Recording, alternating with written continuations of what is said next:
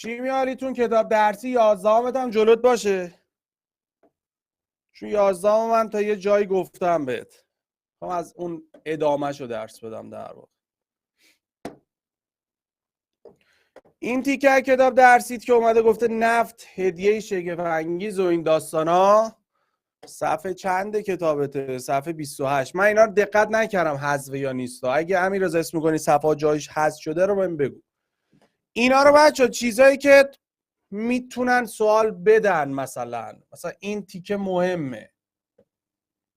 مثلا 7 تا قوطی رو اگه ما بازیافت کنیم میتونیم در واقع 25 ساعت یه لامپ 60 واتی رو روشن نگه داریم. بقیهش دریوریه، یعنی چیز خاصی نیست. یا این تیکه مثلا مهمه، گفته نفت خام مخلوطی از هیدروکربناست، اومده راجع به این شروع کرده صحبت کردم. من الان وارد جزوه میشم، یه ذره تحمل کنید، اینجا اومده راجع به نفت خام صحبت کرده، چه رنگیه، چه شکلیه، نمیدونم به عنوان سوخت فسیلی استفاده میشه، غلیظ سیاه‌رنگ یا قهوه‌ای متمایل به سبز. و این داستانای مزخرفی که اینجا تعریف کرده، مثلا نیمی از نفتی که از چای نفت بیرون کشیده میشه به عنوان سوخت تو وسیله نقلی استفاده میشه. مثلا این میتونه سوال باشه. یا نمیدونم بخش اعظم نیم دیگران برای تامین گرما و انرژی الکتریکیه. یا روزانه انقدر بشکه نفت داره مصرف میشه، کمتر از 10%، وازلین رو اینجا هم آورده، کمتر از 10%ش برای تولید الیاف و پارچه و شوینده و آرشی بهداشتی و رنگ و پلاستیک و این داستاناست. اما چیزی که برام مهمه، تو صفحه بعدی اومده راجع به کربن صحبت کرده. شکل کربن رو داده، ویژگی کربن رو داده، گروه چنده، لایه ظرفیت چه شکلیه. یه سری مدل‌های گلوله میله براتون آورده. می‌بینید بچه اینا رو؟ گلوله میله در واقع ساختاریه که میاد شکلشو میکشن، این گلوله ها اتمامونه، میله ها در واقع چیه؟ همون لوئیسامونه، همون در واقع پیوندامونه. که یه مدل فضا پرکن هم داریم که اینجا داری میبینی. مدل فضا پرکنه شکل واقعی اتمو داره بهت نشون میده، یعنی تو دنیای واقعی همچی شکلی داره. فرقش با گلوله میله چیه؟ تو گلوله میله پیوندا رو تو میبینی، تو فضا پرکن نمیبینی پیوندو، مدل واقعی ترش رو میبینی. یا مثلا اینجا اگه دقت کنید تو گلوله میله اتین یه پیوند سگانه گذاشته، میبینی؟ در صورتی که مثلا تو مدل فضا پرکن این دیگه نیومده اصلا اینا رو بذاره. این شکل‌های مزخرف کتاب درسید که حالا القای کربنی چه شکلی هستن، ساختاراشون چیه، هیدروکربن به چی میگیم، یا مثلا توضیحاتی که اینجا اومده. به عنوان مثال اینجا رو برام خط بکشید بچه‌ها. گفته اتم کربن میتونه با عنصر هیدروژن، اکسیژن و نیتروژن هم به شیوای گوناگون متصل بشه و کربوهیدرات، چربی و آمینو اسید و آنزیم و پروتئین به وجود بیاره. تو آزمون قلمچی به جای کربوهیدرات نوشته بود هیدروکربن. خب این جمله غلطه دیگه، با اینا متصل بشه دیگه بهش نمیگیم هیدروکربن. پس اینا آورده بود تو کتابت که من میخواستم اینو ببینی و بیام سراغ این آلکانایی که تازه با هم میخوایم بخونیم. تو جزوه اگه نگاه کنی صفحه اول شیمیالیت، من دونه دونه متن کتاب، مدل فضا پرکنش، شکل واقعیش، اینکه چند تا پیوند داره چند تا نداره، داستانش چیه، اینا رو برات آوردم. این مزخرفا رو خواهشم بخون. یا شکلایی که تو کتاب درسید بود، میتونه توانایی مختلف داره برای زدن پیوندهای متفاوت و این داستانا.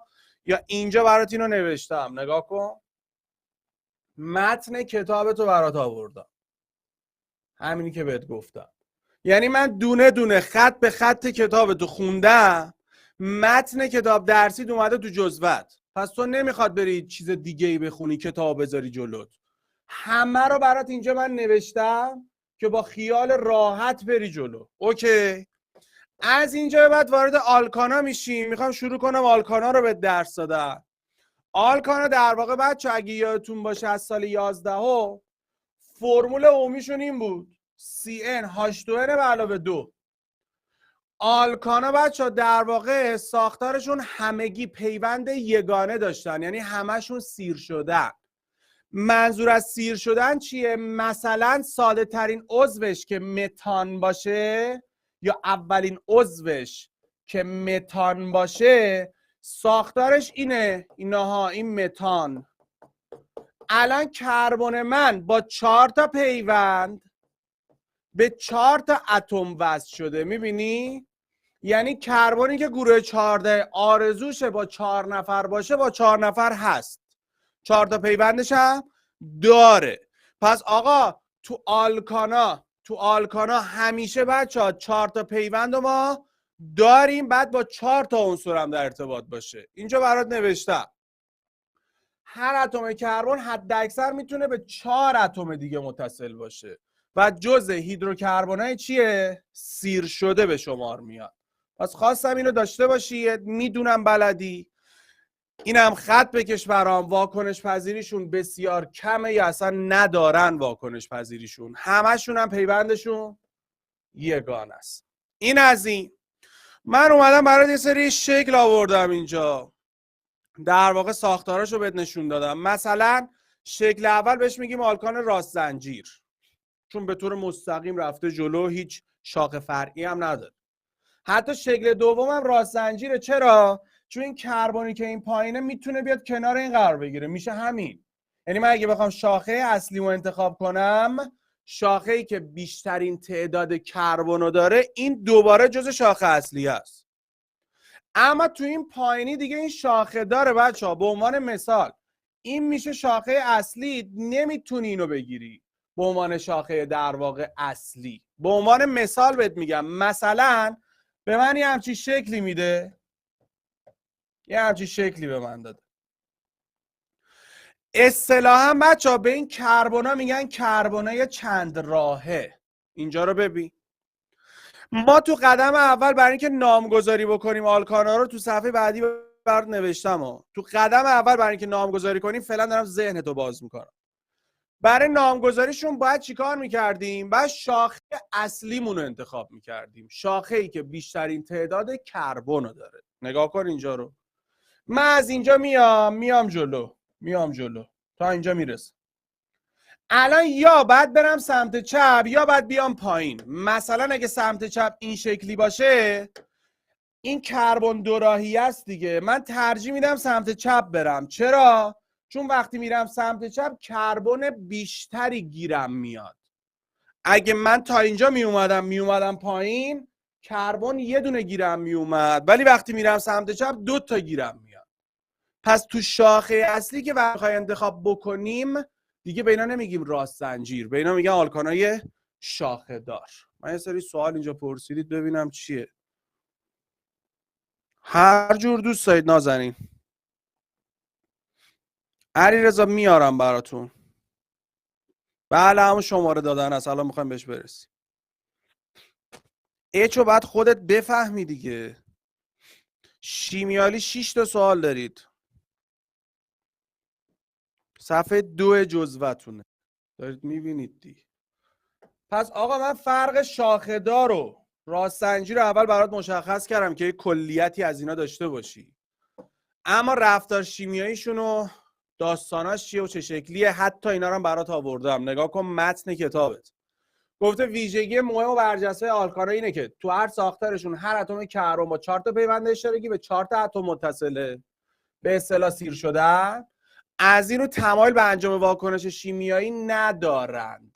متن کتابته ها، اینو با من خط بکش.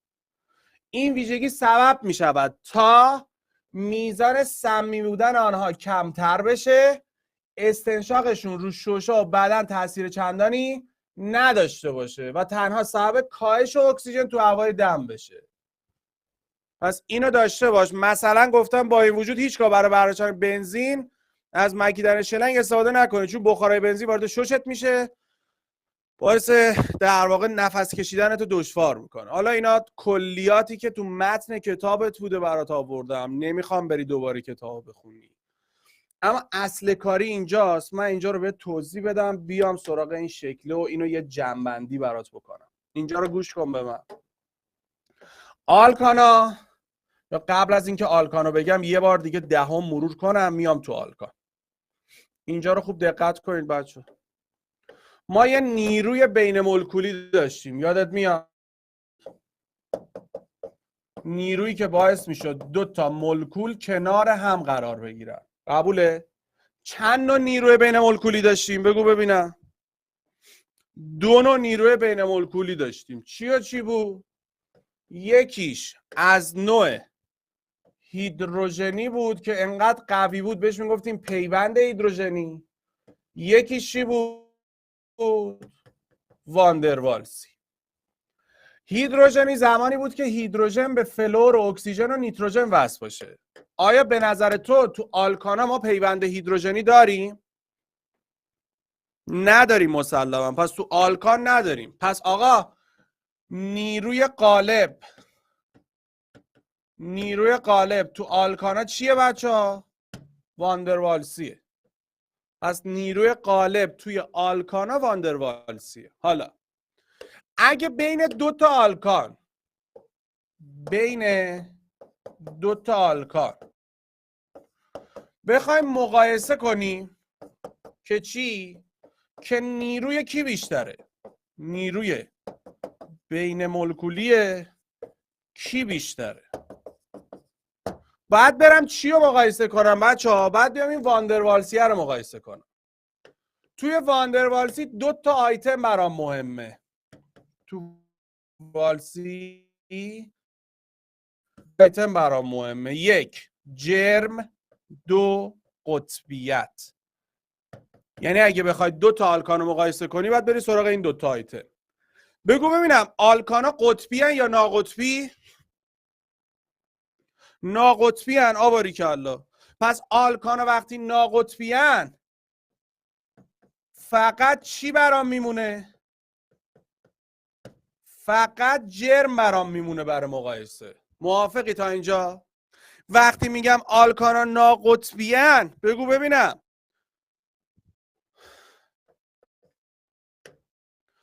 دبایشون یا میوشون چنده بچه ها؟ میو آلکانا میشد 0 دبای، یا اصطلاحاً بهش میگفتیم گشتاور دو قطبیشون. گشتاور دو قطبیشون که میزان قطبی بودنشونه چنده؟ 0 دیگه، که با میو نشونش میدن. میشد 0 دبای. پس تنها عاملی که توی یه آلکان تو میتونی بررسی کنی جرمش. پس میتونم این شکلی بگم، اینا رو تو جزء نوشتم، میتونم اینجوری بگم در آلکان هرچی جرمت بیشتر باشه، خودت بهم بگو نیروی بین مولکولیم چیه؟ نیروی بین مولکولیم چیه؟ بیشتره یا قوی‌تره؟ باریکالله. دو، این شد یک. دو، هرچی جرمت بیشتر باشه نقطه ذوب و جوشت بیشتره. باریکالله، چون سخت‌تر میتونی جداش کنی. سه، چسبندگیت چطور؟ چسبندگی من بیشتره. باریکالله. دو تا تعریف دیگه داشتی، یکی گرانروی بود، یکی فراریت بود. گرانروی چی میشه؟ مقاومت در برابر جاری شدن. مقاومت در برابر جاری شدن. مثلا من یه ظرف عسل دارم، یه ظرف آب داشتم، میخواستم بریزم رو میز. کی بیشتر مقاومت میکنه؟ عسل بیشتر مقاومت میکنه دیگه. پس هرچی جرمت بیشتر باشه گران رویت هم بیشتره. قبوله؟ اما فراریت میشه تمایل برای اینکه به گاز تبدیل بشه، تمایل به گاز شدن. مسلما تو هرچی جرمت بیشتر باشه فراریتت کمتره، چون سنگینتره، نمیتونه فرار کنه. پس تو آلکان اونایی که گشتاور دو قطبیشون 0، اونایی که واندروالسی هم فقط به جرم بستگی دارن، تو این آپشن رو باید بلد باشی. من سال قبل 2 تا مثال زدم، الانم میگم ببینم چی کار میکنی. 2 تا فرمول معروف داریم بچه، 2 تا فرمول معروف داریم که تو بلدی. فرمول اول C18 های 38 که میشه گریس.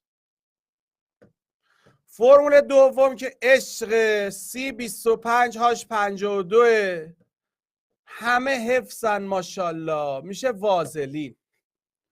احسنت. میخوام ازت سوال بپرسم، بین گریس و وازلین جرم کی بیشتره؟ وازلین. مرسی. نیروی بین مولکولی کی بیشتره؟ احسنت. یه دقیقه من چت از خصوصی در میارم ببین با چه سرعتی می نویسن. چسبندگی کی بیشتره؟ وازلین. ماشاءالله ماشاءالله سرعت. نقطه ذوب و جوش کی بیشتره؟ باریکلا باریکلا. این آرمین وازلیناش خیلی چسبنده است، کش میده لامصب. گران روی کی بیشتره؟ احسن. دید وازلین.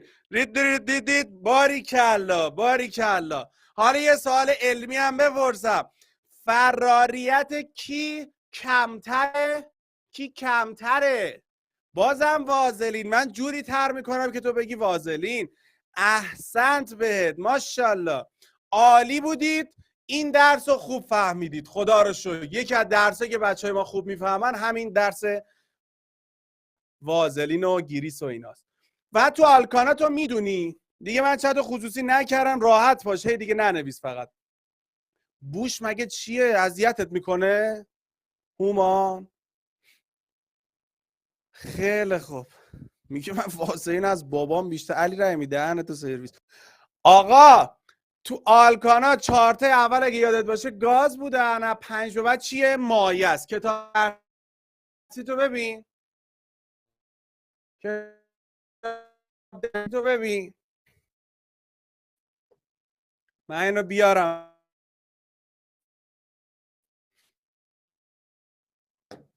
این شکل همه جا هم هست. میبینی؟ اینو بلد باش.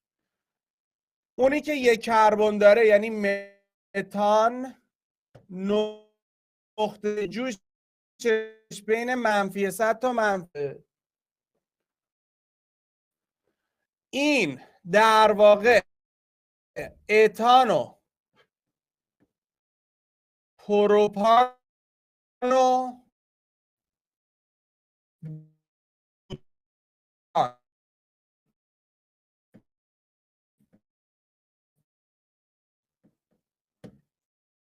این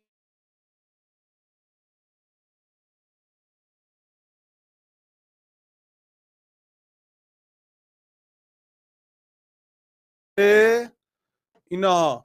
اینی که تو داری اینجا میبینی در واقع بچه همون شکلیه که من توی جزوه آوردم برات. این همون شکل است، اندازه مولکول تو. اینا نگاه کن اینجا رو. این همون شکل است که برات آوردم. میزان فراریت چه شکلیه، خواصاش چیه، اینا رو برات توضیح دادم که دیگه خیالت راحت باشه.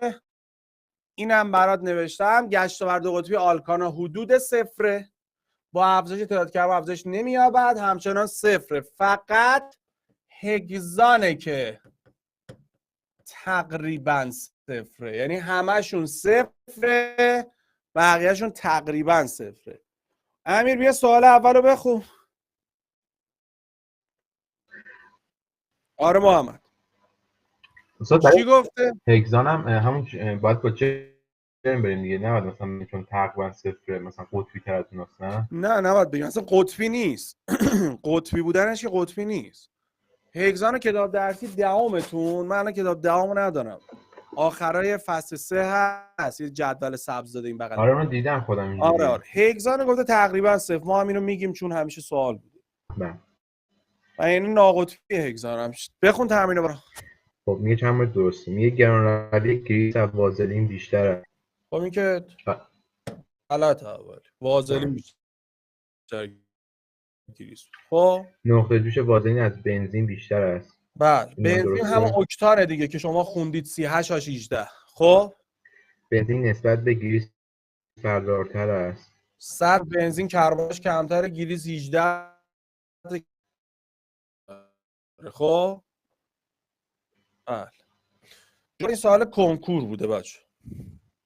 فکر می‌کنم 99 خارج بود اگه اشتباه نکنم، یه همچین سوالی داده بود.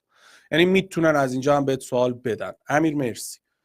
اما بچه‌ها بریم برای نمایش آلکانا. تو میتونی آلکانا رو به شکل‌های مختلفی نشون بدی. یعنی ما اگه بخوایم یه آلکان نشون بدیم، شکل‌های مختلفی میتونیم نشون بدیم. مثلا فرمول ساختاریش اگه این باشه، ما میتونیم اینجا به صورت نقطه و خط نشونش بدیم.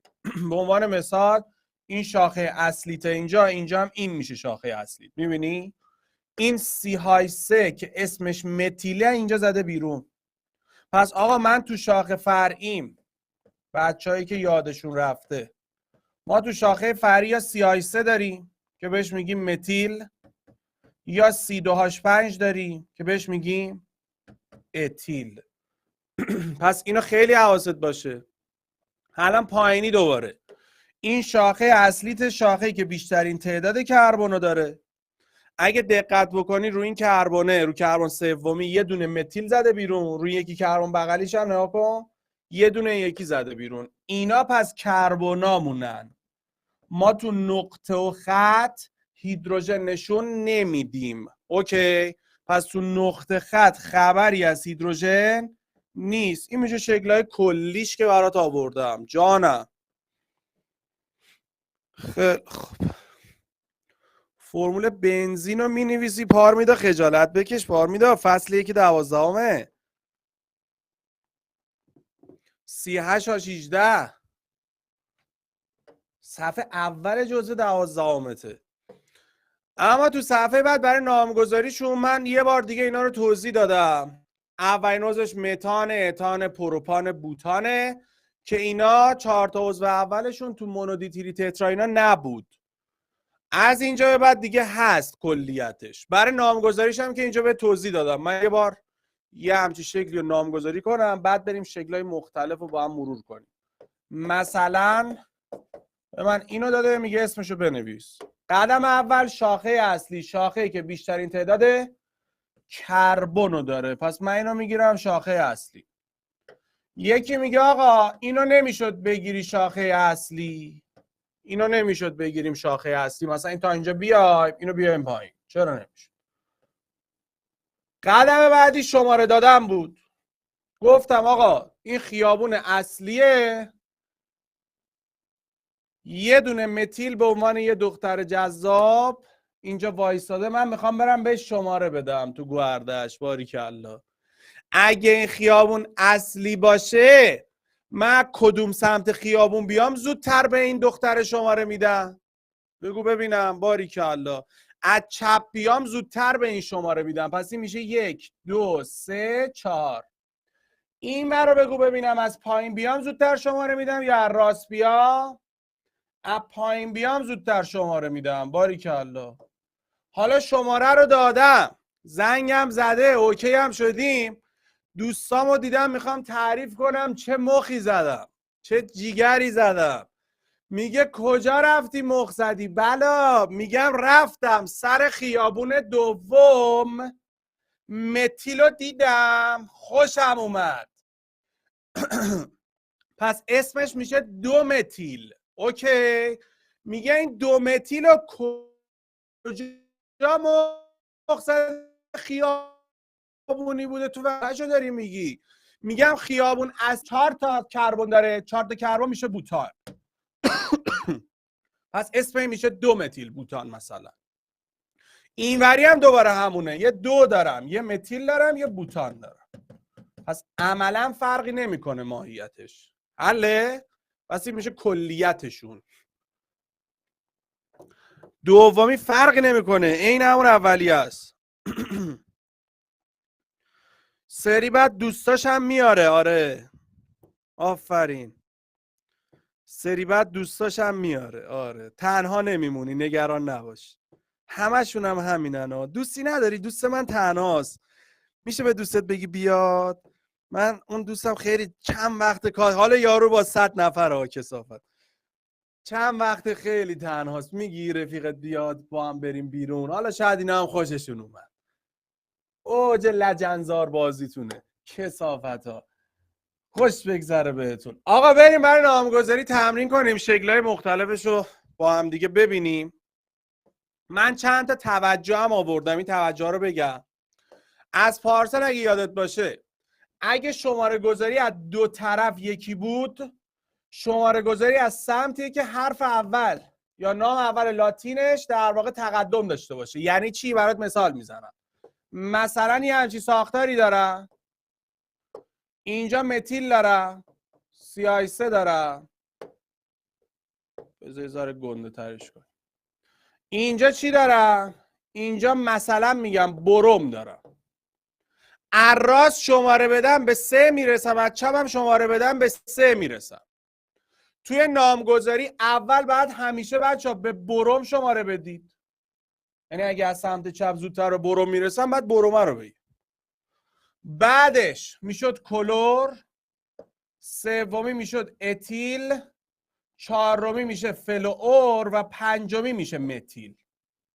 الان من از سمت چپ شماره بدم به این شاخه اصلیم به 3 بروم میرسم، ولی اگر راست شماره بدم به 3 متیل میرسم.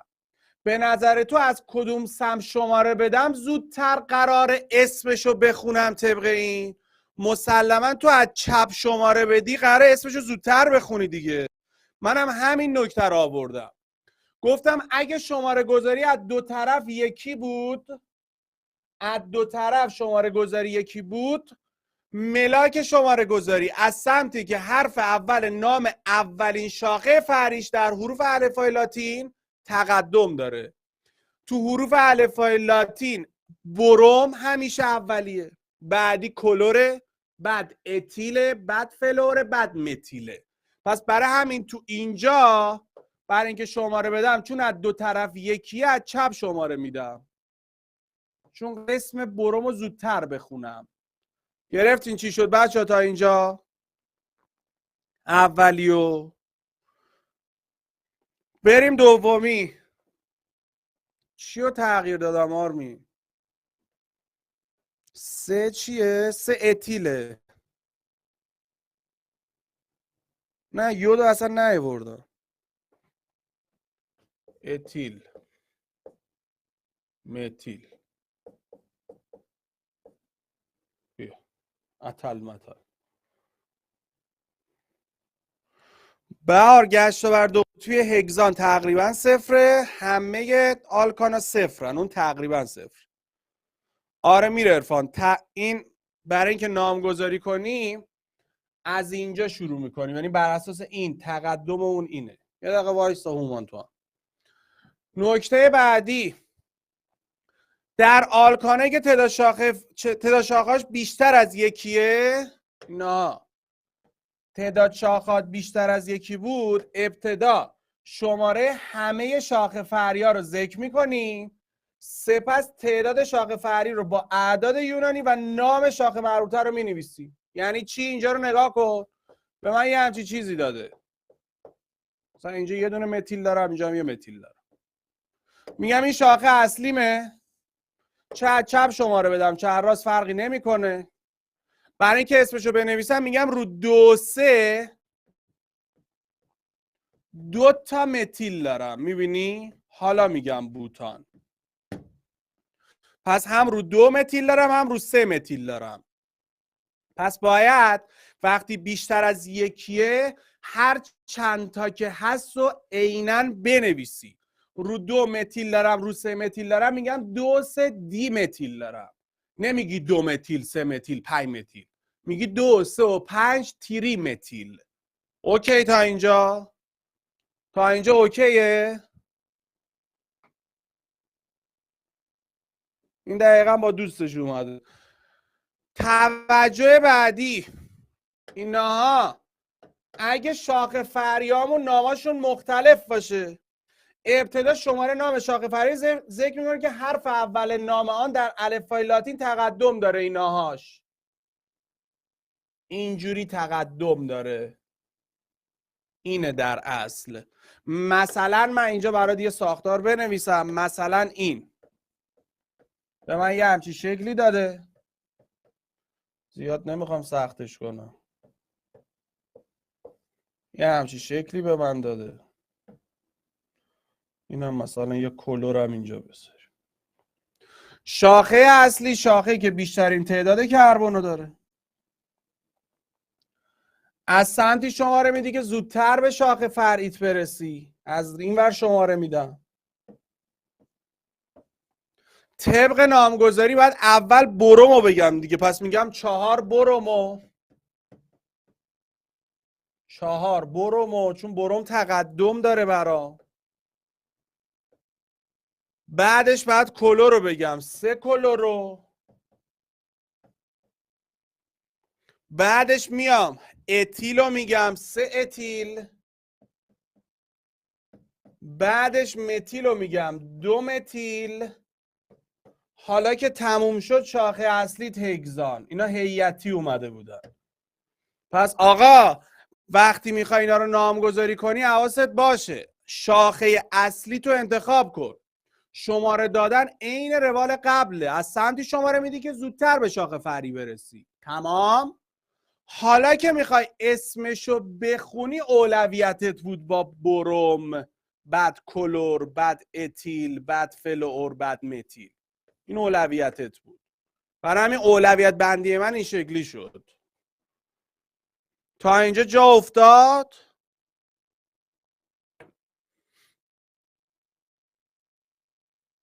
دو تا شاخه پشت باشه اتیله. میگه چرا از چپ شماره ندادین؟ از چپ اگه شماره بدم میشه 1 2 3. از راست شماره بدم میشه 2. میبینی؟ نه خیر، زهرا داره میگه مگه یه چیزی نفهمیدم نمیگیم از سمتی شماره میدیم که بر اساس اون حرفا باشه. خیر خیر آقا گوش کن گوش کن گوش کن گوش کن. اول که شاخه اصلی تمام. شماره دادن از سمتی که زودتر به شاخه فرعی برسی. الان من راست بیام زودتر به شاخه فرعی میرسم. از چپ بیام سومیه، از راست بیام دومیه. پس از سمتی شماره میدی که زودتر به شاخه فرعی برسی. حالا که شماره تو دادی خیالت راحت شد تموم شد رفت، بر اساس این اسما شماره هاشو میخونی. بر اساس این اولویت شمارهشو میخونی. افتاد؟ بله زودتر به دوستاش برسیم. حالا اینکه میریم پایین تکلیف چی میشه رو میگم. مرزی شاید بدن میخونیم الان با هم. از سمتی شماره میدی که زودتر به دختر برسی. به قول آرزو تو کسی شماره نده. میگه بروم مگه تقدم نداره؟ چرا از چپ شماره ندادیم؟ خنگول. از چپ شماره بدی به 3 میرسی. از راست شماره بدی به 2 میرسی. از سمت زودتر برسی. الان رو شاخه دوم متیل دارم، اینجا رو شاخه دوم بروم دارم. اینا دو طرف 2. اینجا بعد از چپ شماره بدم چون زودتر به بروم میرسم. ولی اینجا که یکی نیست انگل جان. اینجا رو دومی، این رو سومی است. اینایی که یکیه از سمتی میدی که میخوای اسمشو زودتر بگی. یه دقیقه وایسا من اینو جا بندازم بعد استراحت میدم بابا. یه دقیقه وایسا ببینم. گیج میزنه. حالا خوبه 11 هم خوندن. اینم برات آورد. متان یه شاخه از دست بده میشه متیل، شاخه فرعیه. اینم اتیله. اتیل ما همیشه اینجوری نشون میدیم. نگاه کن مثلا اگه این شاخه اصلی باشه اتیل C2H5 رو اینجوری نشون میدیم. CH2 CH3 به این میگیم اتیل. اوکی. ور نداری خنگ بازی در بیاری یه CH2 اینجا بذاری یه CH3 بدی بالا. این غلطه ها. غلطه ها. C2H5 یه CH2 CH3 پشتم. اینا پشتم.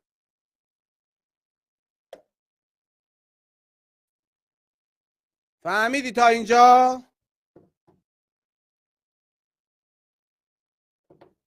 خیلی خوب. یه استراحت کن، زنگ بعد بیا اینا رو با هم نامگذاری کنیم. یه استراحت کن برمیگردی. موقع نامگذاری برم تو اولویت. 1 و 5 دقیقه سر کلاس باشید بچه. آقا کنسل تمامش کن دیگه. من صدام قطع کردی. امیر رضا اول باید برومو بگی بعد کلورو بگی.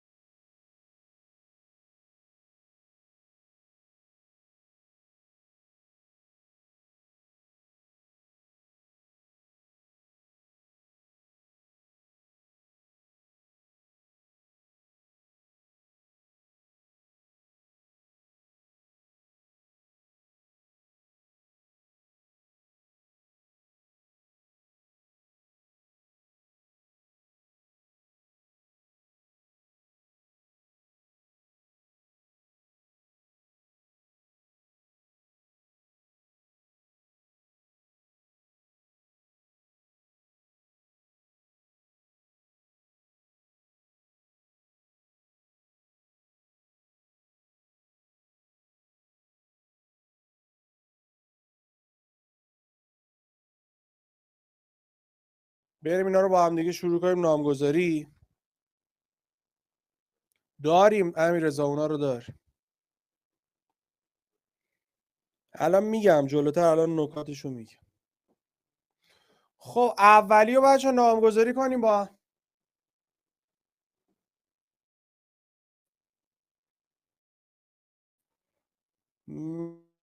متیل تو آخر بیاد که نه نمیتون. ما 1 متیل و اینا نداریم. بذار الان اینجا می‌نویسم. می‌خواستم جلوتر بگم میپرسید میگم.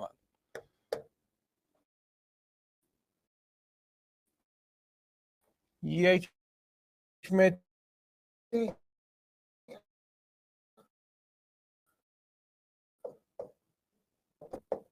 2 اتیل.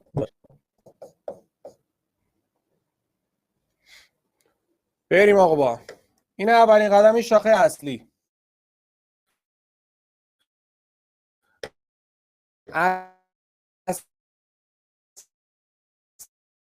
اصلا سمتی شماره میدی که زود فرید. برو دومی رو شروع کن شماره دادن ببینم. بهم بگو اسمشو دومی رو. دوباره شاخه اصلی از چپ شماره بدم یا از راست بگو ببینم. از چپ بعد شماره بدم. چرا از چپ؟ چون رو دومی 2 تا دارم. میبینی؟ رو دومی 2 تا دارم، اینجا رو دومی 1 دونه دارم، پس از چپ شماره میدم. اونجایی شماره میدی که تجمع شاخت رو اون شاخه فرید بیشتر باشه. 1 2 3 4 5. پس اسمش میشه 2 2 4 3 تاست تری متیل. حالا 5 میشه پنتان. پس شد 2 2 4، یعنی 2 یه دونه بالا یه دونه پایین. 4 تری متیل پنتان میشه 5 تا. برو 3 رو ببینم چی کار میکنی.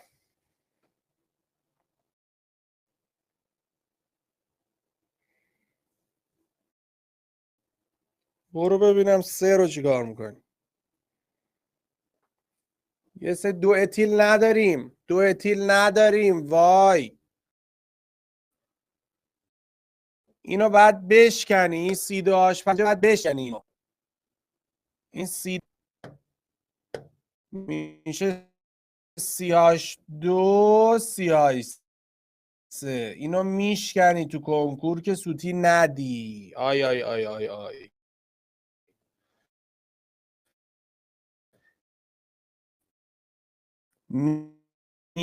میام پایین میشه اصلی. دو اتیل نداریم. شاخه اصلی خودش. از کدوم ور شماره میدی اینو بگو ببینم. از چپ شماره میدم. 1 2 3 4 5 6. پس اسمش میشه 2 2 4 2 2 4 تری متیل. 6 میشه هگزان. تا اینجا سوالی هست؟ یه تست مستقل تا. پس من C2H5 رو شکستم، شد CH2 CH3. درسته؟ CH2 CH3 شکستمش. بعدش شد شاخه اصلیم. از چپ شماره دادم چون زودتر به شاخه فری میرسیم. اگه نمیشکستیم اشتباه نبود. نه، ولی تو باید حواست باشه C2 رو 2 تا میگرفتی. اونجوری 5 میگرفتی پنتان میخوندیش. بریم بعدی شاخه اصلیمون رو انتخاب کنیم ببینم. شاخه اصلی. اینجا میام پایین میام اینور. این شو شاخه اصلی. آقا درست کشیدم شاخه اصلی رو. درسته شاخه اصلی. از کدوم ور شماره بدم بگو ببینم. بالا یا پایین؟ از پایین اگه شماره بدم 1 2 3 اتیل میشه. از اینجا 1 2 3 4 میشه. پس از پایین شماره میدم. 3 4 5 6 7. پس میشه 3 اتیل 4 متیل هپتان. پس اول اتیل بعدم متیل. کجا مشکل؟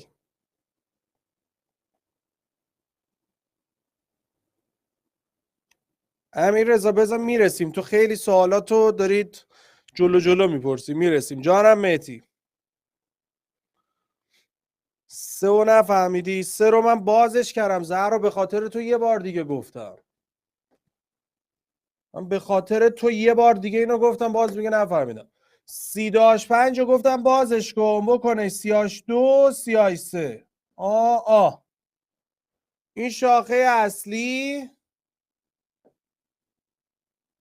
از چپ شماره میدم چون زودتر به شاخه فری میرسم. بفرما. همین، چیز خاصی نداره نمیفهمید اینا رو.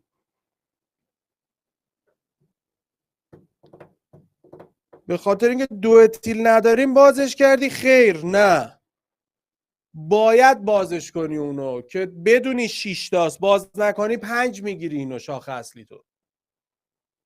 بریم پنجمی. شاخه اصلی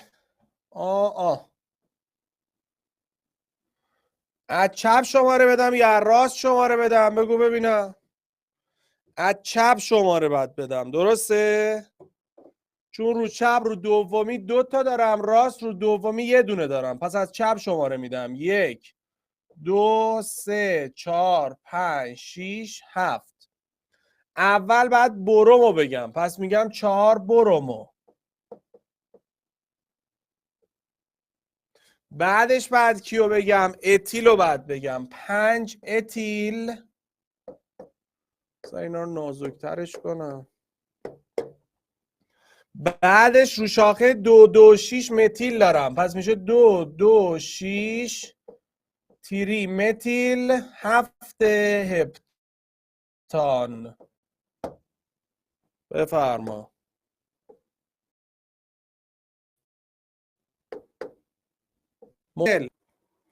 مشکل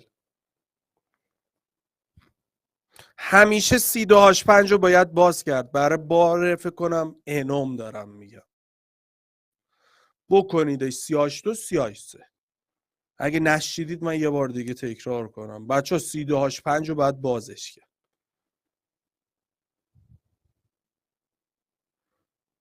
از سمتی شماره میدیم علیرضا که زودتر به شاخه فرعی برسیم.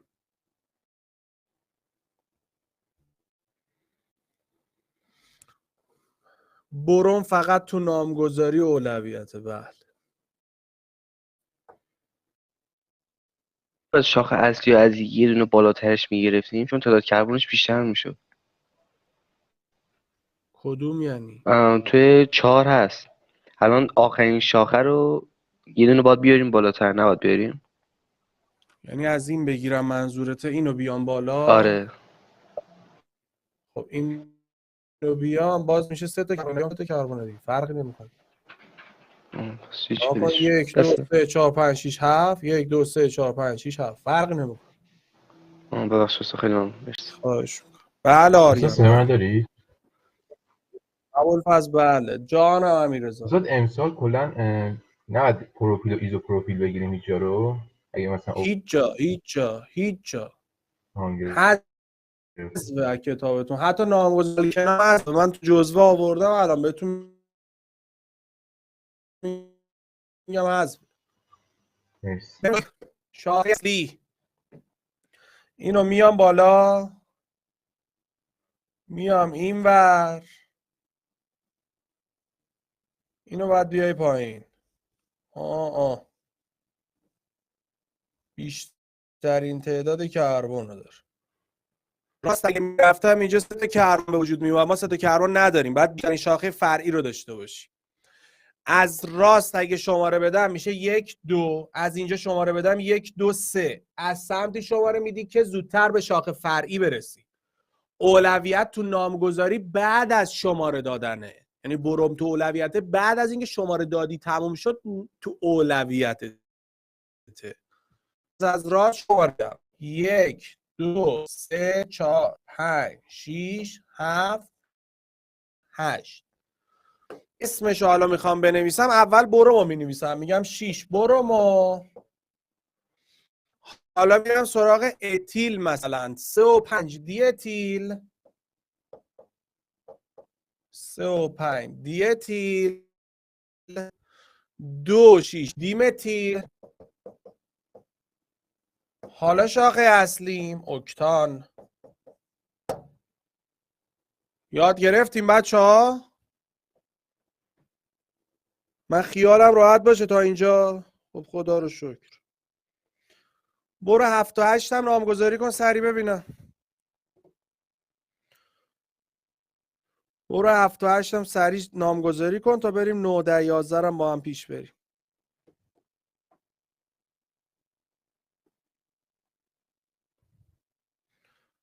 دوباره شاخه اصلیت اینه. از راست شماره بدم 1 2 3، از چپ شماره بدم 1 2 3 4 5. خب از راست شماره میدم 1 2 3 4 5 6 7 8 9 10. پس میشه 3 و 6. اینجا می نویسم 3 و 6 دی 3 و 6 دی متیل 10 دکان. اوکی بچه ها؟ هما چون اونا شاخه اصلی هن. چون شاخه اصلی هم ما نمیتونیم متیل اتیلش رو از کجا بفهمیم؟ یک کربن همیشه متیله، مثلا اگه 2 تا پشت هم بود میشد اتیل. اوکی؟ بیشتر از 10 بعید میدونم بخون. منم بلد نیستم جدی بیشتر از 10. جانم علی. علی جان خیلی ضعیفه علی صدات عزیزم. استاد میشه لحظه برید اون صفحه سفیده؟ صفحه سفید بیا. این تو اولیه اگه شروع پایین بعد میتیل این طرف چی میشه؟ یعنی اگه ما منظورت اینه اینو نگیرم شاخه اصلی، اینو بگیرم بله. شاخه اصلی، بله. خب اون وقت الان نگاه کن تو اینجا 3 تا کربن داری. ما همچین چیزی نداریم اصلا که 3 تا کربن باشه. حله؟ آره. مرسی. چی بود داشتید آب میبگیری بود؟ چی بود علی؟ نفهمیدم. یا قلیون بود؟ خیلی قشنگ بود به هر حال. خب آقا بریم 8. دمت گرم حال کردیم. 8 شاخه اصلی تو بگیر. از اینجا شروع میکنم میام. خب میرم بالا مثلا میام این ور. فرقی نمیکنه تو برو اون. از کدوم ور شماره بدم؟ راست یا چپ؟ راست. 1 2 چپ 1 2 3.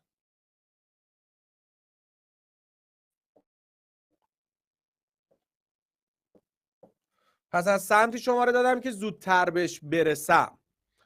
اسمش اول اولویت برومه، میشه 5 برومو. جونم برات بگه 2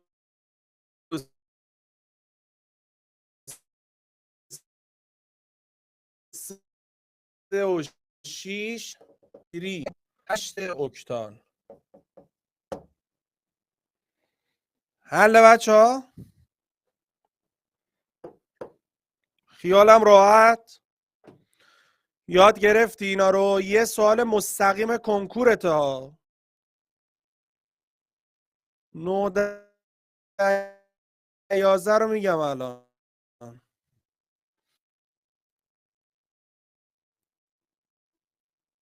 هی همین عده بل.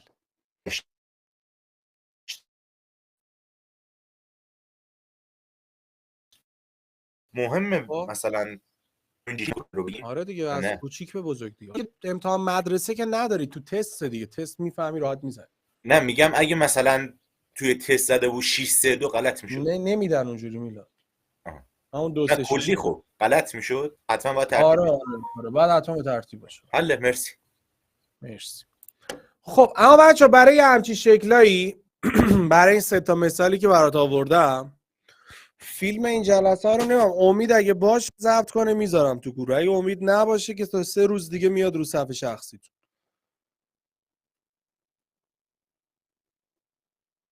2 تا متیل داریم دیمتیل میگیم، کاتایون چرا نمیگیم؟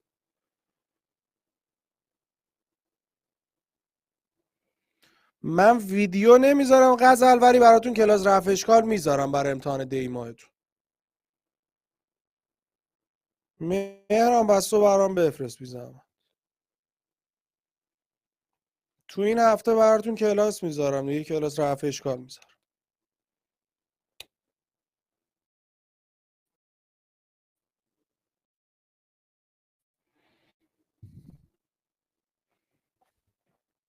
خب بچه تو این ساختارا به عنوان نکته بلد باشید.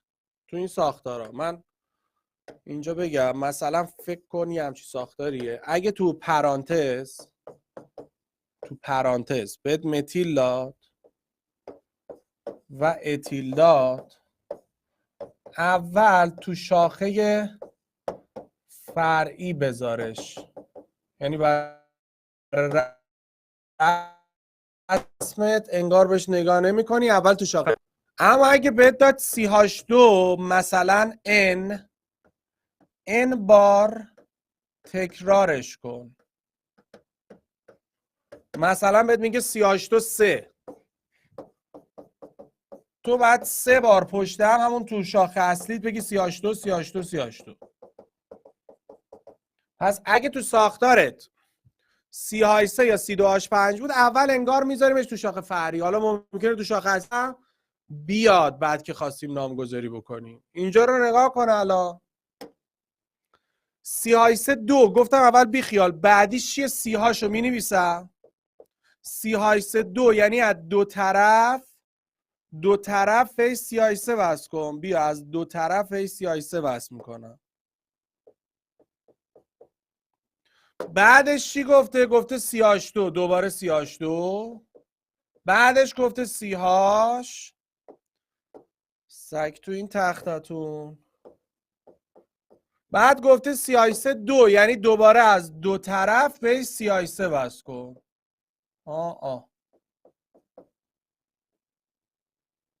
یاد گرفتی اولیه رو؟ پس اونایی که تو پرانتزه مثل متیل و اتیله، اینا رو ما دونه دونه بهش اضافه میکنیم. پس آقا نگاه کن، اینی که تو پرانتزه متیل و اتیلو انگار اول نمیبینیش، اینایی که پشت هم هستن رو بنویس. اینایی پشت هم هستن رو نوشتم. اولی CH قبلش CH3 2، یعنی میگه به این CH از دو طرف CH3 وصل کن. اینجا CH بعدش CH3 2، یعنی میگه از دو طرف CH3 وصل کن. حالا میخوای بالا پایین بذاری، میخوای راست و پایین بذار، میخوای چپ و پایین بذار، هر طرفی که دوست داری. افتاد؟ حالا شاخه اصلی تو انتخاب کن. فرقی هم نمیکنه کدوم ور شماره بدی، اسمشو می نویسی. 1 2 3 4 میشه 2 4 دی متیل، 1 2 3 4 5 پنتان. برو 10 حل کن برام. بله کنکور میتونم بدم. فاطمه فکر کنم خوب نمیفهمی تو. من گفتم CH2 رو تکرار میکنیم.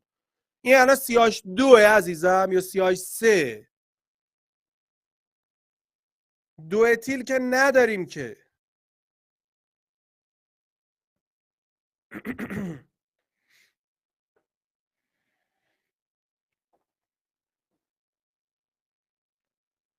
الان نگاه، CH3 3 کربن، یعنی میگه به کربنت از سه طرف CH3 وصل کن. یه طرف، دو طرف، سه طرف. تا اینجا این نقطه بذار ببینم اینو فهمیدی. بعدش گفته CH2 2 یعنی چیکار کنه؟ CH2 2 یعنی باید چیکار کنه؟ باید تکرارش کنم دیگه. چند بار باید بنویسم CH2 رو؟ 2 بار باید تکرارش کنم. پس CH2 2. طراح خسته بوده، حال نداشته بنویسه CH2 نوشته CH2 2. بعدش چی رو می نویسی؟ بعدش CH تو می نویسی.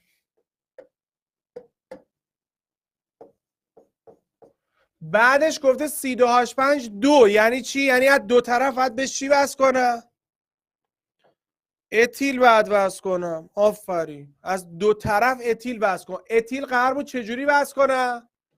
یه طرف دو طرف قرار بود بنویسم CH2 CH3 CH2 تخته خر CH2 CH3 پس این CH2 CH3 این همین اینه. یاد گرفتن دوستا؟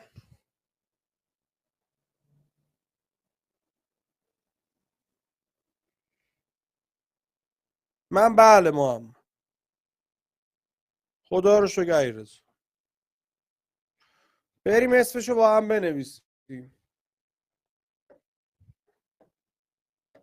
شاخه اصلی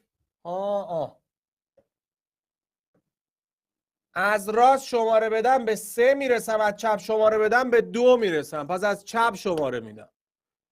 میشه 1 2 3 4 5 6 7.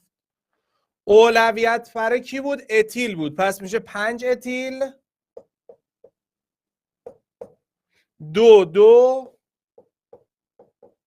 دیمتیل 7 هپتان. حله؟ آره بهزا. خیلی خوب. بریم ببینیم بعدی چیه. خب تو بعدی یه نگاه کلی بندازی بروم این وسط میبینی. خب این که تو شاخه اصلی نمیاد چون شاخه اصلی بیش امتداد کربن دیگه. بیا با هم دیگه بریم جلو. یه کربونه 3 تا CH3 گفته بهش وصل کن. این یه CH3 این یه CH3 این هم یه CH3.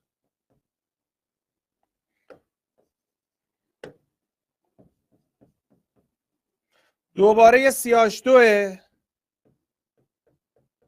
یه CH گفته به این CH C2H5 وصل کن. بیا CH2 CH3 گفتم اول میاری تو شاخه فرعی. بعد یه دونه CH دوباره گفته به این CH یه بروم وصل کن. یه بروم به این وصل میکنم.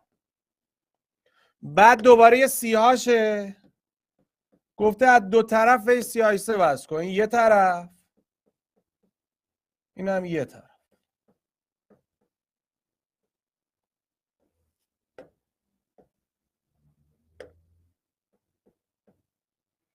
تو نحوه رسمش اوکی؟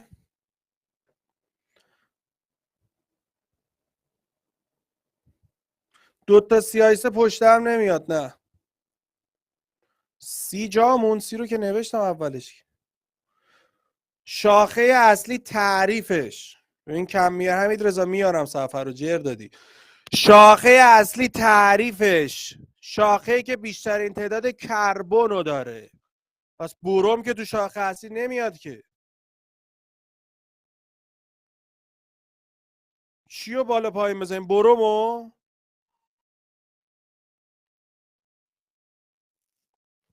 یه دونه برومه دیگه. بالا پایین میشه اونو. چرا آخریو میشه؟ سی با سیاش فرق میکنه علیرضا. شاخه اصلی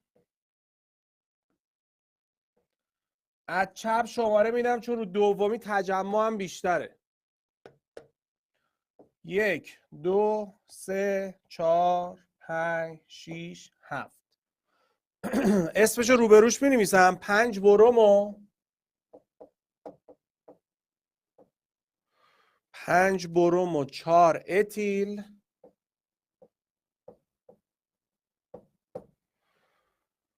2 2 2 2 6. درسته؟ 2 2 6 تیری متیل هپتان.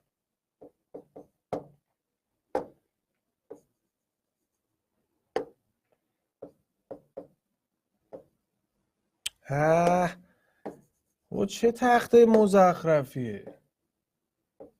نگاه کن دوستان. اگه سوالی هست ما در خدمتیم. نه آریان، بروم یا بالا یا پایین، فرقی نمیکنه. مشکل بچه تو 10 اتیل رو بالا بذاریم چرا نمیشه؟ چه فرقی میکنه؟ چه فرق بچه؟ چه سوال مزخرفی میپرسی؟ اینو کج بذارم نمیشه، اینو اینور بذارم چرا نمیشه؟ دریوری میپرسه. مثلا میگه برومو نمیتونیم حالا این سری وسط بذاریم؟ گاگول میگم وسط حتما باید کربن باشه.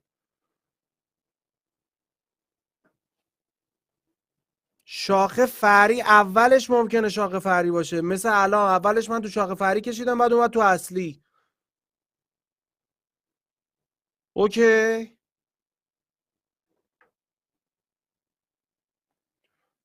امیررضا بیا این سوالا رو بخونیم، چند تا نامگذاریش نادرسته با هم بریم. خب اولی میگه 2 اتیل پنتان، مثلا گفتیم 2 دو اتیل اتیل نداریم. که گفتیم نداریم، این که بله. غلط. خب بعدی میگه 2 دی متیل 3 اتیل هپتان. اینو باید اینو رسم کنیم، از درسته؟ آخر به اول میگه. هپتان یعنی چند کربن؟ 7 7 تا. کربن. پس من 7 تا پشت هم میذارم. خب گفته 2 دی متیل، مثلا اینجا 1 متیل باشه، اینم 1 متیل باشه، سومی هم اتیل باشه.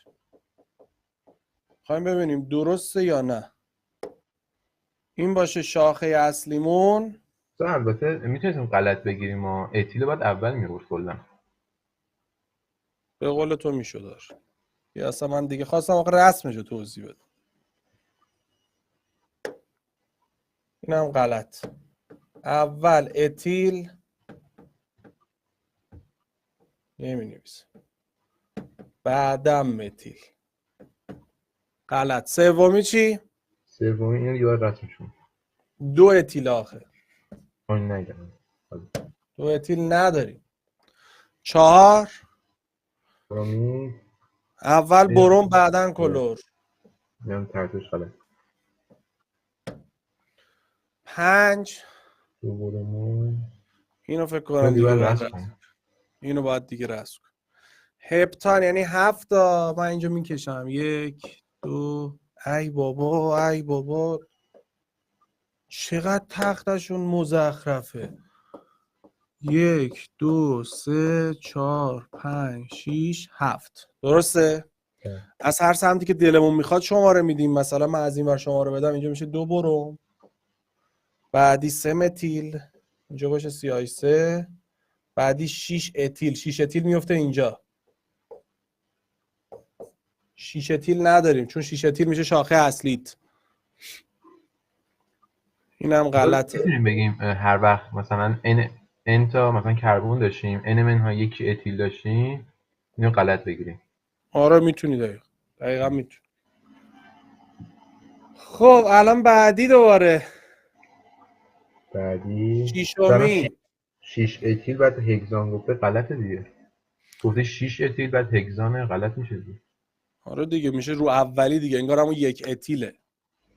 6 اتیل هگزان همون 1 اتیله. اینم غلطه. هفتمی هفتمی اینم دیگه باید شما هگزان 6 تا رسم کنم. از هر سمتی دلمون میخواد شماره بدیم. 1 2 3 اینجا یه دونه، اینم 4 رومی. شاخه اصلی بعد از سمت اتیل میگفتش. بعد از راست شماره بده. درست میگم؟ یعنی میشه بله. 3 اتیل 4 4. اتیل. برای این غلطه. من اومدم سوال کنکور سال پیش رو این شکلی کردم یعنی دونه دونه نشستم تو جزوه آوردم هرچی غلط بوده و این داستانا. بعدی 3 بروم و 1 کلورو پروپان. پروپان 1 2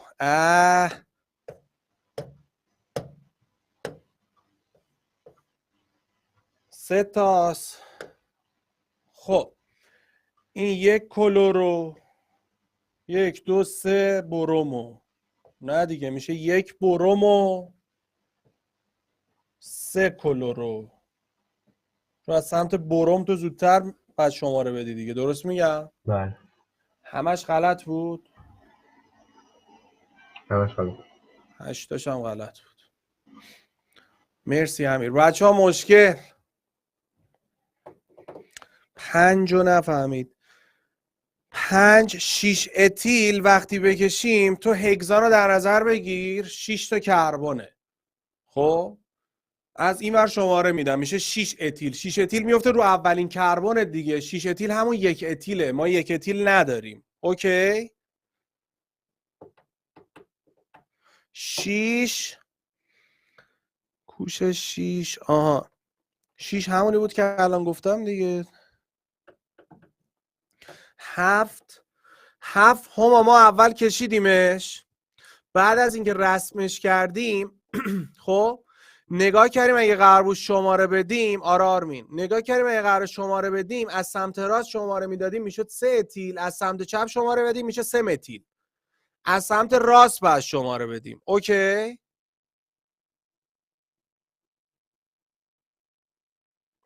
اولی هم که 2 اتیل غلط بود دیگه، 2 اتیل نداریم اصلا. 5 دیده نمیشه ساختارش، مهم نی اصلا، غلطه. 5 6 رو میخوای ببینی کلا غلطه. بیا این ساختار 5.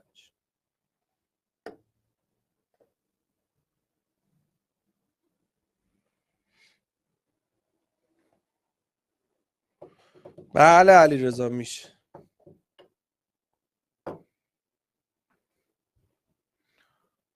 بیا اینم یه لحظه بالای صفحه.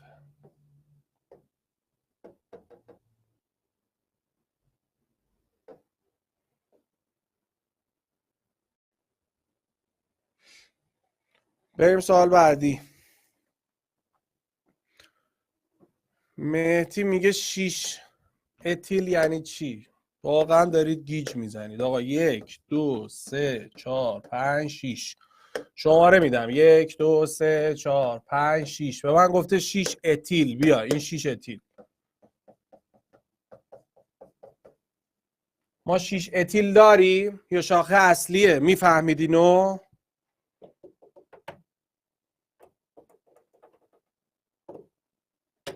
بابا تو گروه میذارم براتون دیگه، چی رو شات میخوایم بگیرید؟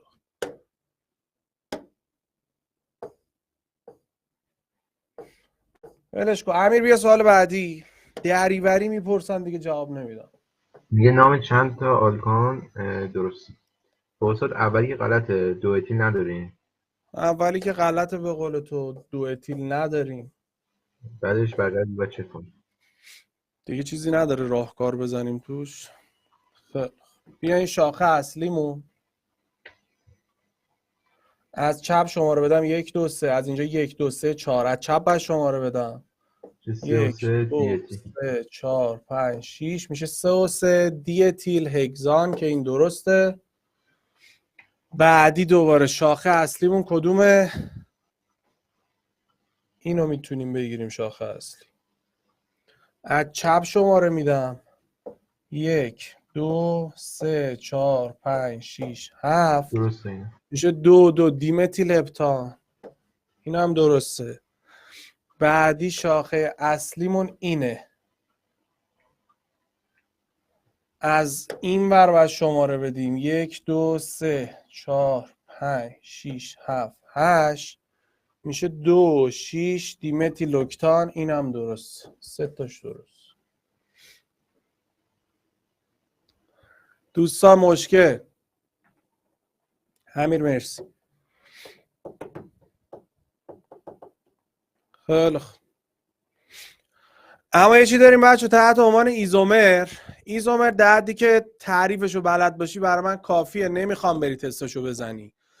تستاش واقعا مزخرفه. در همیت تعریفشو بلد باش. ایزومر اونایی که فرمولشون یکیه ساختارشون متفاوته بهشون میگیم ایزومر. مثلا اینجا رو نگاه کنید بچه. به عنوان مثال بوتان رو ببین. بوتان 4 تا کربن پشت همه دیگه، میشه بوتان. فرمولش میشه C4H 2 برابرش به علاوه 2. حالا اگه من بردارم اینو دستکاری کنم یه کربنشو بذارم اینجا، دیگه به این بوتان نمیگیم. این میشه شاخه اصلیت، میشه 2 متیل پروپان، ولی فرمولش کماکان C4H 10. میبینی؟ پس این دوتا فرمولاشون یکیه ولی ساختارشون یا اسمشون فرق میکنه. پس هر وقت فرمولت یکی بود ساختارت متفاوت بود بهشون میگیم ایزومر. حل دوستا؟ آره علی رضا. مثلا تو آلکانا اگه خواستی تعداد ایزومرشون رو به دست بیاری یه فرمول 2 به توان n-4 به علاوه 1. این فقط تو آلکان جوابه ها. این که بگه چند تا شاخه فرعی فلان دارد، چند تا شاخه فرعی اتیل دارد، اینا رو باید رسم کنی. من پیشنهاد میکنم این مبحث رو نزنی اگه ایزومری قراره بیاد. خیلی طول میکشه. مثلا بهت میگه آقا ساختار C5H10 چند تا ایزومر داره که اسمشون هم فرق باید بکنی. دونه دونه بعد بکشی. بعد ساختار رو عوض کنی. بیسش رو بعد عوض کنی. ولی کلا تو آلکان این فرمول جوابه. الان مثلا 4 بذار اینجا، 4-4 0، 2 به توان 0 میشه 1، 1 به علاوه 1 میشه 2. مثلا این 2 تا ایزومر داره. این جوابه. تو کنکور اگه یه همچین سوال مزخرفی برای آلکان اومد به نظر من این کار نکنید. یعنی نرید سراغش چون طول میکشه. امیر حسین من نمیفهمم منظور شما چیه. شاخه اصلی یکی بود، شاخه فریاد فرق میکردم، ایزومر یعنی چی؟ من اینو نمیفهمم. من اینو میفهمم ایزومر یعنی فرمولات یکی باشه ساختارت متفاوت باشه، ما به این میگیم ایزومر. حالا جور دیگه شما برداشت میکنید من درک نمیکنم، یه ذره درک من خرابه توی زن. اما تو جزوت من تعریفشو نوشتم. مثلا این دوتا رو برات آوردم ایزومرن. مثلا این آلدهید این الکله ولی با هم دیگه چیه؟ ایزومرن. حالا چیز کلیشو گفتم. اما آلکن هم بهت بگم آلکن ها نامگذاریشون تو کنکور نمیاد اما چند تا نکته ریز و خوب داره که تو باید بلد باشی. آلکن ها سیر نشدن، پیوند دوگانه کربن کربن دارن، 4 تا پیوند کوالانسی دارن ولی با 3 نفر در ارتباطن. پس واکنش پذیریشون از آلکانا بیشتره. اولین و ساده ترین عضوش اتنه که سنگ بنای صنایع پتروشیمی و این داستان هاست تو کتاب درسید آورده. نه سنگ بنای صنایع پتروشیمیه. اینا رو باید بلد باشی. گاز اتن هم به عنوان یه عمل آورنده میشناسنش. به عنوان نکته بعدی تو مثل موز و گوجه فرنگی باعث میشه که یا زودتر برسه تو کشاورزی. تو صنعت هم میان ازش استفاده میکنن مثل نفت و گاز و اینایی که دارن به دست میارن، صنایع پتروشیمی، پلیمرا، تو ساخت اسید سولفوریک و اینا ازش خیلی استفاده میشه. اما نکته که برام مهمه این ساختار اتن این شکلیه. این ساختار اتن اینجا رو داشته باش. تو این ساختار اتن کربن من 4 تا پیوند رو داره ولی با چند نفر در ارتباطه؟ با 3 نفر در ارتباطه. برای همینه که میگیم سیر نشدن، واکنش پذیریشون زیاده. علتش اینه. و اولین عضوش اتنه. الان دومین عضوت کی میشه؟ دومین عضوش کیه؟ پروپن. بچه ما متن نداریم ها، گیج نزنی ها. چیزی به عنوان متن نداریم ها. پس اولین عضوش اتن، دومیش پروپن، سومیش بوتن. مثلا بهت سوال میده پنجمین عضو آلکن تعداد هیدروژناش چند برابر چهارمین عضو آلکانه؟ تو میگی اولین عضو آلکن اتن، پروپن، بوتن، پنتن، هگزن. یعنی C6H 12. یعنی 12 تا هیدروژن داره. حالا میری با اون مقایسه میکنی. پس اینو خیلی حواست باشه ها. اولین عضوا رو بلد باش. این از این. اینجا هم که برات نکاتشو نوشتم. نامگذاریش تو کنکور نمیاد. نامگذاریش تو کنکور شما نمیاد. من اینو نوشتم ولی نمیاد. در حد راست زنجیرا رو شما باید بلد باشید. پس آقا اینا حذف کلا نامگذاریشون. در این حد تو باید بلد باشی. مثلا بهت اینو میده. مثلا اینو داده. از سمتی بر شماره بدی که زودتر به دوگانه برسی. 1 2 3 4 5 6. پس از سمتی شماره میدیم که زودتر به دوگانه برسیم. الان دوگانه بین چه اتماییه؟ بین چه کربنایی دوگانه؟ بین 2 3. پس اینجوری میگم 2 هگزن. مثلا اگه بین 1 و 2 بود میگفتم 1 هگزن. 3 و 4 بود 3 هگزن. از سمتی شماره میدیم که زودتر برسیم بهش. حله؟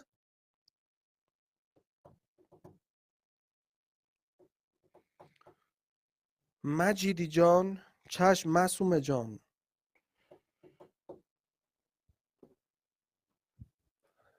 والا مجیدی جان، ما اونور کلاس داریم. حالا کسی بهم نگفته بود. واکنش آلکنم بهت بگم و تموم. واکنش آلکنارم بهت بگم و تموم که بقیه‌شو جلسه بعد این سوالا رو با هم حل کنیم. من اینا رو نوشتم، اینایی که الان برات می‌نویسم. تو یه زنگ نزنی به من، یه جواب ندی، یه چیز نکنی. یعنی دوست دارم پارت کنم. حالا بعد با هم حرف میزنیم. جواب داد حمید قرار به من بگه تو زنگ بزنی به من. الان تکذیب میکنی دیگه. باش با هم حرف بزنیم. من الان به زینو بگم با شما من صحبت میکنم. درسته آقا، اینجا رو نگاه کن. اینجا رو نگاه کن. واکنش پذیری آلکنا جزء واکنش های معروفمونه. الان یاد میگیری قشنگ. ازش سوال میاد، تستاشو جلسه بعد با هم میزنی. مثلا اتن، این اتن به عنوان مثال بچه ها میان بهش چی اضافه میکنن؟ بروم اضافه میکنن. بروم یه مایع قرمز رنگ. به محضی که ماده جدید رو دید، به محضی که عنصر جدید رو دید، چون واکنش پذیریش خیلی زیاده، زنجیر پاره میکنه. پیوند دوگانش میشه پیوند یگانه، میکنه. یکی رو دید آرزوشه با 4 نفر باشه، تو خواب همیشه میبینه آلکان شده، آلکنه. پس به محضی که طرف جدید رو دید سری میکنه جان، میره جلو که با این واکنش بده. چه اتفاقی میفته؟ نگاه کن. پیوند دوگانت میشه یگانه. اینها، این هیدروژنات، یهو دینگ دستاش باز میشه. بله دستاش باز میشه، میزنه اینو نصف میکنه وسط. یه برومو این ور میداره، یه برومو این ور میداره. الان کاملا سیر شده است، میبینی؟ و این ساختار اگه بخوام اسمشو بنویسم که میشه 1 و 2 دی برومو اتان، یه مایه بیرنگه. یه جوری واکنش داد یارو فشارش افتاد رنگش پرید. پس اگه با بروم واکنش بده بیرنگ میشه. ماده من بیرنگه. پس تو اینجوری تو ذهنت بمونه واکنش پذیریش زیاده. اوکی. پس تو صنعت برای اینکه شناسایی بکنن اتن یا اتان بهش بروم میزنن. اتان که کتفش هم نیست، اصلا به بروم محل سگ نمیده، همونجوری قرمز میمونه. اما اتنه وحشیه. چرا؟ چون با 3 نفره، دوست داره با 4 نفر باشه. پس میره شروع میکنه واکنش دادن. این یه واکنش. حالا واکنش های دیگه چیه؟ میاد شکلهای مختلفه. تو جزوه رو نگاه کن. جزوه این اولین چیزی که برات نوشتم، اتن بهش بروم اضافه میکنیم، میشه پیوند دوگانه، میشکنه، میشه این، میشه 1 و 2 دی بروم اتان که بیرنگ. ممکنه بچه بیایم بهش آب اضافه کنیم. حتما تو باید بدونی محیطت اسیدیه. این خیلی مهمه. پس کاتالیزگرش اسیدیه. به محضی که آب اضافه کنم نگاه کن، این پیوند جدیداست. اینها یکیش در واقع این پیونداش، حالا این یکیه، مثلا یکیش هاشو گرفت، یکیش اوهاشو گرفت، پیوندش شد یگانه. میبینی چی به وجود اومد؟ اتانول. کلن اینو بلد باش، کلن آلکن به علاوه آب میشه الکل. مثلا اگه پنتن بهش آب اضافه کنیم میشه پنتانول. هگزن بهش آب اضافه کنیم چی میشه؟ چی میشه؟ هگزانول. باریکالله. پس کلن آلکن بهش آب اضافه کنیم میشه الکل. بر وزن ال میخونیش اینها. پس اینم برام خط بکش. اتانول الکل دو کربن بیرنگ و فراره، به هر نسبتی تو آب حل میشه که نمیتونی محلول سیر شده ازش بسازی. یکی از مهمترین حلال‌های صنعتیه که به عنوان مواد دارویی بهداشتی و آرایشی به کار میره. تو بیمارستان هم ضد عفونی میکنن. شب یلدا هم دیشب یه سری ها معده‌هاشون رو باش شستن. به هر حال پیش میاد، اتفاق میفته. میتونی راحت باش کار خاصی انجام بدی. دمتون گرم. اما یه زمانی هم هست بچه‌ها بهش مثلا کلور میزنن، Cl2 بهش میزنی. مهم اینه این کاتالیزگر FeCl3 رو تو بشناسی. دوباره پیوند دوگانه میشه یگانه، هر کدوم یه کلور میگیرن. یعنی کلا اگه بهش یه HXC اضافه کنم، مثلا یه های Cl اضافه کنم، یکیش هاش میگیره یکیش Cl میگیره. میبینی؟ به اینا میگن واکنش‌های افزایشی. یا چیزی که تو فصل 3 داریم پلیمر شدنشه. میان چیکار میکنن اینها؟ اتنو تو دما فشار زیاد تبدیلش میکنن به پلی اتن. اینجوری میشه. اینو میذاشیم تو کروشه، یه ان میومدیم جلوش. یادت اومد که تو لاستیک و پلاستیک و الیاف و پلیمرها میتونیم ازش استفاده بکنیم. من تا همینجا استاپ میکنم. از اینجا به بعد و جلسه بعد با هم میریم تمریناشو حل میکنیم، یعنی هفته آینده. آقا اینا رو حسابی بخون، هفته بعد کلی با هم کار داریم. اوکی؟ اینا رو بخون حسابی، یادت نره. دوست دارم. فعلا خداحافظ.